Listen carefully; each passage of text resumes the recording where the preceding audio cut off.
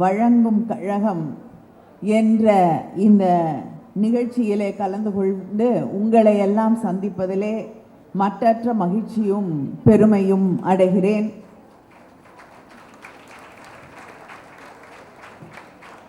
நிகழ்ச்சிக்கு தலைமையேற்றிருக்கக்கூடிய மாவட்ட மகளிரின் தொண்டரணி அமைப்பாளர் ராஜேஸ்வரி ஸ்ரீதர் அவர்களே,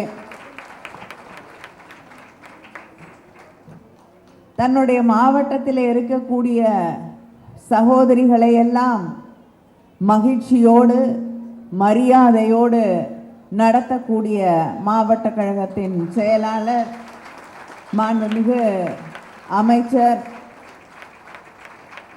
ஆண்டு முழுவதும் ஒவ்வொரு நாளும் நிகழ்ச்சிகளை நடத்தி கொண்டிருக்கக்கூடிய நிகழ்ச்சிகளின் செம்மல் என்று சொல்லக்கூடிய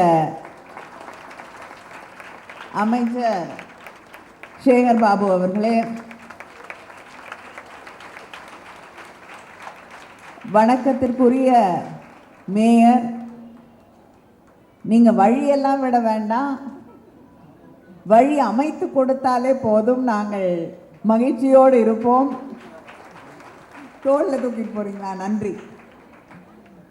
பிரியா ராஜன் அவர்களே, கழக மகளிர் அணியின் செயலாளர் ஹெலன் டேவிட்சன் அவர்களே, மாநில மகளிர் அணி இணை செயலாளர் குமரி விஜயகுமார் அவர்களே, நிகழ்ச்சியில் கலந்து கொண்டிருக்கக்கூடிய சுதாகர் அவர்களே, வேலு அவர்களே, நாதன் அவர்களே, புனிதவதி எத்திராஜன் அவர்களே, ஸ்ரீராமுலு அவர்களே, நாகவல்லி, வள்ளி, ஜான்சிராணி, இலக்கியா, சரிதா மகேஷ், டாக்டர் சாந்தகுமாரி, சுதா தீனதயாளன், சாவித்ரி வீரராகவன், சுந்தர்ராஜன், ஃபாத்திமா சகோதரி ஃபாத்திமா முசாஃபர் அவர்களே, நிர்மலா தேவி, சுகந்தி, நதியா, ஞானதீபம், புனிதா மோகன் அவர்களே,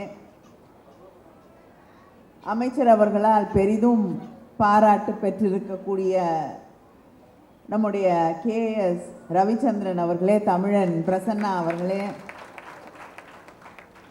நன்றி உரை வழங்க இருக்கக்கூடிய மொய்தீன் அவர்களே, டால்ஃபின் ஹரி அவர்களே, இந்த நிகழ்ச்சியிலே கலந்து கொண்டிருக்கக்கூடிய ஒரு சில சகோதரர்களே, அரங்கம் முழுவதும் நிரம்பி வழியக்கூடிய என்னுடைய அன்பு சகோதரிகளே,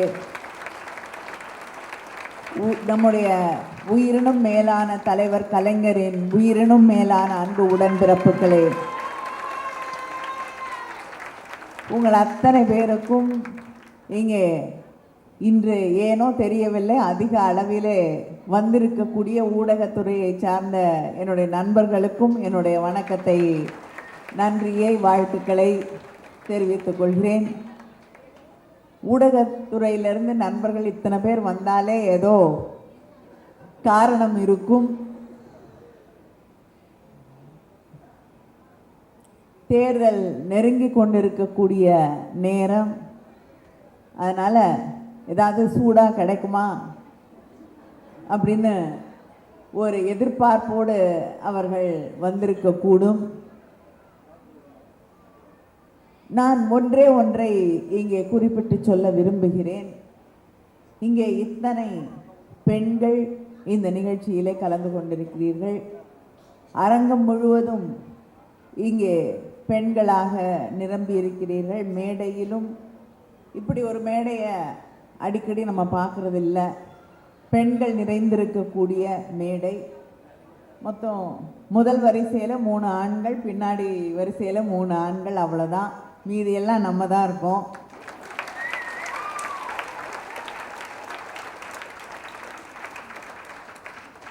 பொதுவாக மேடையை பார்த்தீங்கன்னா ஒரு பெண் கூட இருக்க மாட்டாங்க, இல்லைன்னா ஒரு பேருக்கு ஒரு பெண்ணாவது இருக்க வேண்டும் என்பதற்காக ஒரு பெண் அங்கே இருக்கக்கூடிய மேடைகளை பார்க்கும் பொழுது, இந்த மேடையை பார்க்கும் பொழுதே நமக்கு மகிழ்ச்சியாக இருக்கக்கூடிய தருணமாக அது இருக்கிறது.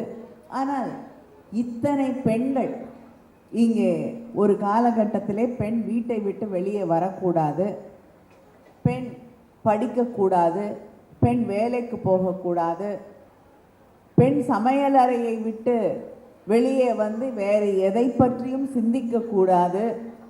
அங்கே அங்கே இருக்கக்கூடிய குடும்பத்தார் சொல்லக்கூடிய அத்தனையும் கேட்டுக்கொண்டு, அது பெற்றோர்களாக இருக்கட்டும், கணவனாக இருக்கட்டும், பிறகு பிள்ளைகளாக இருக்கட்டும், ஒரு பெண் ஒரு வாழ்வுக்கை முழுவதும் அடிமையாக மட்டுமே வாழ வேண்டும் என்று இருந்த அந்த காலகட்டத்தை எல்லாம் தாண்டி இன்று இத்தனை பேர் அரசியல் அதிகாரம் பெற்றவர்களாக, கல்வியிலே சாதித்தவர்களாக, பல பொறுப்புகளை வகிக்கக்கூடியவர்களாக, தைரியமாக தன்னம்பிக்கையோடு வெளியே வந்து நிகழ்ச்சியிலே கலந்து கொள்ளக்கூடியவர்களாக, அடுத்த தலைமுறையை படிக்க வைத்து தன்னம்பிக்கை உள்ளவர்களாக, சொந்த காலிலே நிற்கக்கூடியவர்களாக, வார்த்தெடுக்கக்கூடிய திறமை, தன்னம்பிக்கை பெற்ற பெண்களாக இங்கே நீங்கள் இந்த அரங்கத்திலே நிறைந்திருக்கிறீர்கள் என்றால் அதற்கு காரணம் திராவிட இயக்கம், திராவிட இயக்கம், திராவிட முன்னேற்ற கழகம் என்ற அந்த பெருமையோடு நாம் இந்த மேடையிலே நிற்கிறோம்.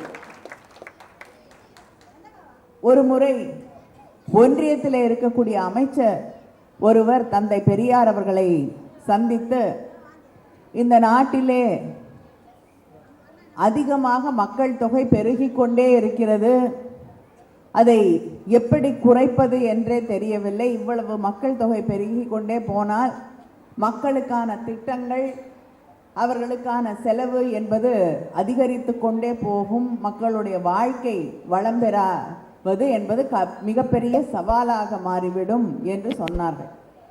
அதற்கு தந்தை பெரியார் அவர்கள், பெண்களுக்கு சொத்திலே சம உரிமை என்ற நிலை வந்துவிட்டாலே